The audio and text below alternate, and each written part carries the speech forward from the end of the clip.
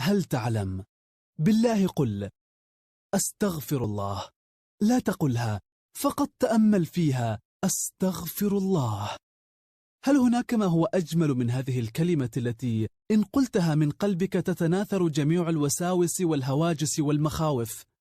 هل تعلم أن كل مصيبة من مرض أو هم أو حزن أو ألم هي بسبب معاصيك؟ اقرأ: وما أصابكم من مصيبة فبما كسبت أيديكم ويعفو عن كثير. لقد أصابتنا الغيبة والكذب والغش والحسد والاحتقار والعقوق والنظر إلى الحرام وتأخير الواجبات بقدر كبير من الآلام والهموم والأوجاع.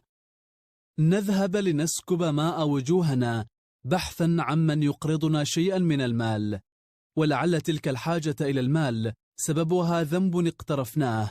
ولو قلنا أستغفر الله بانكسار لما احتجنا أن ننكسر لدى خلق الله.